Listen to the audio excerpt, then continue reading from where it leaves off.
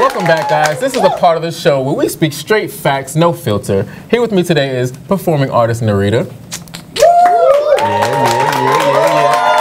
Another performing artist by the name of Saturn. And our audience co-host of the day. She told me to call her Ash to the Lay. So today, today's episode is really about giving, an opportunity to spotlight you guys for what you do. Me and Ramon were talking about earlier about how people just really don't put on artists from New York City, and it doesn't make sense. Like, this is our ground. This is where we come from. This is our stomping ground. We're supposed to hold each other down. Right. So have you experienced that before? I mean, you know what it is? A lot of the times, New Yorkers, as a group of people, we are all really aggressive. Mm-hmm. We're all very like, we want to hustle. We got to make sure that we get to where we want to be, and we forget to support our own friends. Right. When we get ready, we really are so caught up in our own space, trying to make it, trying to do what it is that we need to do to get there. But we forget that if we uplift each other, it will happen faster. Because if I'm helping you out, if I'm helping you out, if you're helping you out, that's a residual that's going to come back to me. And before you know it, it's like, what you doing? I got this job. You want to, let's go. I got you. Exactly. That kind of thing. So. Yeah. Have you experienced the same thing, especially as a music artist?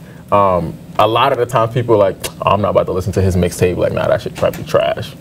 You felt that before? Or at least just not receiving the amount of love that you thought you would receive from your hometown?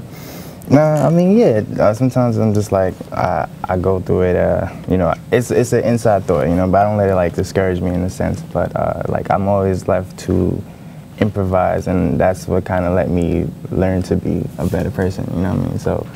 Sometimes, you just got to go through it, you know what I mean? Word. It's just like the struggles. Word. So Nerita was talking about, you just like helping each other out. Like, who helped you to get to where you are right now?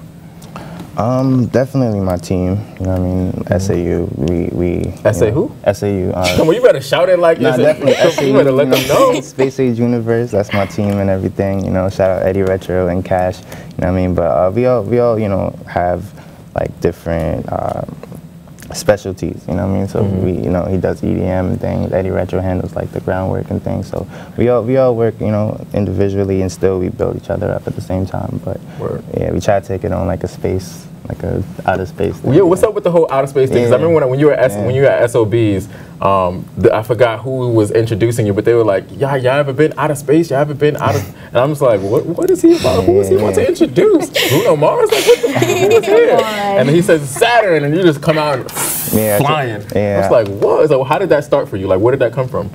I was really into like astrology and the space-time, continuum and things like that. Saturn is just like, I actually went through like all the planets. I went through like, Neptune, Jupiter.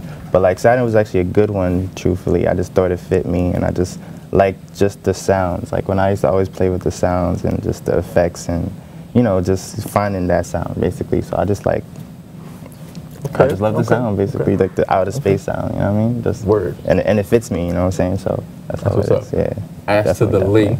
Hello. What about you? You told me you're a dancer. How did you, establish that platform, or when did you claim that for yourself, and like who helped you to get to that place? It was my mom, actually. Okay, shout out to mama. Accidentally became a dancer, to be honest, because I was in high school and I needed an extra curriculum, and my mom was like, oh, you should take dance. I'm like, oh, are you serious, Mom? Do I have to? She made me sign up, and I actually got really passionate about it. I actually got really into it, and I put my heart and my soul into it, and it became me. Dance became my life because of my mom. So shout out to Mom. Hey. Word, shout out to Mama. But that's what happened, and then I realized, I'm like, this is what I want to do. I can't see myself doing anything else. I can't see myself in the office. I can't see myself typing at a computer. I have too much spunk to be at a computer. Word, not just typing 9 to 5. Expressing my emotions to people. That's just not who I am. So I discovered that, and I wanted it to be real. Yeah. I wanted it to be me for the rest of my life. Or, well, it's a short career, but as much as I can, as long as I can be a dancer. And Nerita, when was the moment for you where you were like, I can do nothing but get up and make movement and dance a part of my life forever? I mean, to be honest, I'm actually going through that transition now. Really? Just being able to have dance as my career, my life, my livelihood. I'm in a space where there's a lot of stuff just coming to me. I'm signed to a Clear Talent Group. Okay. So that's one of the New York agencies that they constantly get stuff brought into them. And this year has just been like the cherry on top because a lot of stuff has just been coming. Okay, wait. So I don't know if you guys know in the audience like about Nerita. Please use this moment to shamelessly plug everything that you've done within the last 12 months. Okay. In the last 12 months. And when you hear this, you're going to go crazy. So please share it with them. All right. Last 12 months. So we are in April. Mm-hmm. You can start from the summer. You can start from the summertime. Okay. So June of last year, I was in a Sean Paul video, Crick Neck, as his leading lady. So that was dope. Shortly after that, I performed with AOJ at One Music Africa Festival. Okay. After that, actually lies. Before I did the music video, I actually got signed to Clear, so let me not forget that. After that, in August, I did my first job with Clear. I danced with Beyonce in the VMAs. What? Right. So I know if y'all were watching the performance, y'all probably seen her like out there, like crazy. Shortly after the VMAs, I've just been, you know, doing jobs here and there. In New York, we have, in the dance community, we have what's called Carnival and Cyber Right. So a lot of the times, it's a show that we all as a community put together, choreographer showcase. So I've done plenty of those. It's really dope. There's one next Monday if you guys want to come. I'll tell you all the information. Let's see. Where are we? Don't worry. No, it's okay. I ain't gonna put you on the spot to remember everything, but like, for me, I know like this year felt like something special to me. I don't know if you guys felt the same thing, but all of my friends, everyone that I'm around, from the DJ to you, like everybody literally felt like we were just all vibrating at this frequency, and things were happening at a pace and a frequency in which like we have never ever seen before. Yeah. Is that like, you feel the same way? Yeah, definitely. What's been going on for you that like that's been the most exciting this year? This year, I mean, it's definitely go time. Like it's 2017. Make sure they can hear you. I need everybody on the back to hear you. My arm back there like, come on, boy, man. I'm a mellow dude, you know what I'm saying? But at the same time, it was go time. I just thought like I had to kick in 2017. Like I just learned from even last year. I came back from London. It was like I was really on the reggae scene, and like I did a radio interview, and then we were with Maureen Pearson. She was a 70s artist, and she did like she did a cover for Sean Paul, and it was like she did the "I'm Still in Love." A word with you, boy.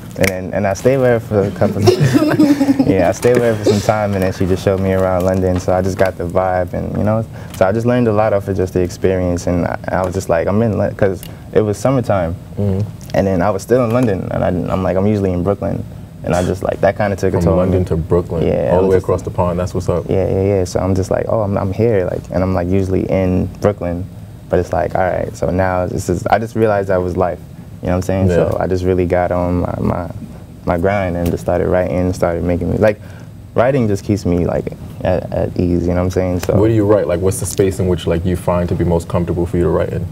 On my rooftop.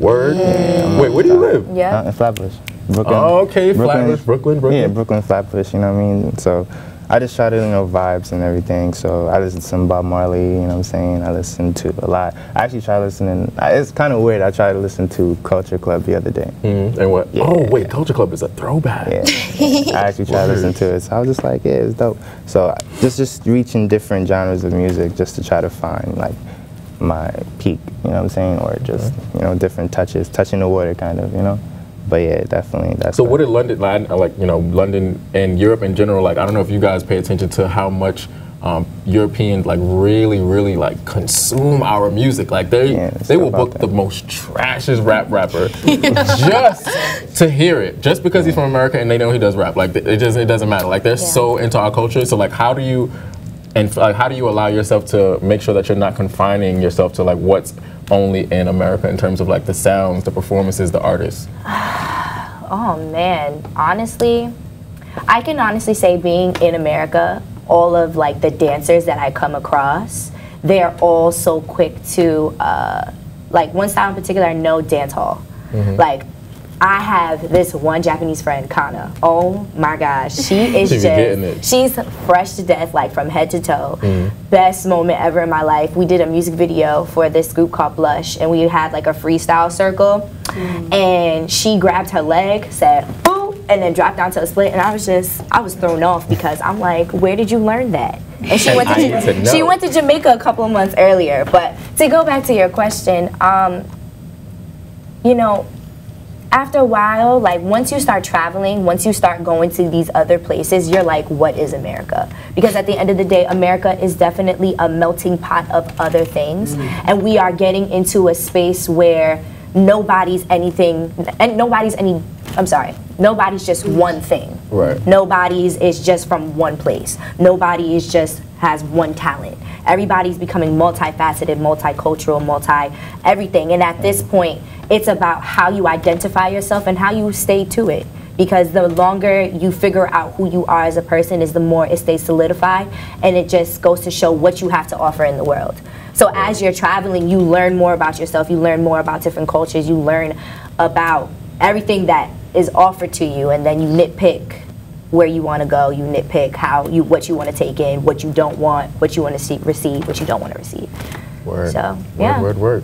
Thank you guys so much for being here. Thank you. This is not the end of our conversation, really. I mean, there's going to be so much more to come in the rest of the show. We got a performance from Nerita, we have a performance from Saturn, and maybe one day, eventually, we'll have a performance from you on the show. So, if you want some more information on our guests, you can find them on their respective Instagram pages listed below. And if you see them in the street, say, hey, what's up? So, right after this, we'll return with the first spotlight performance of the night.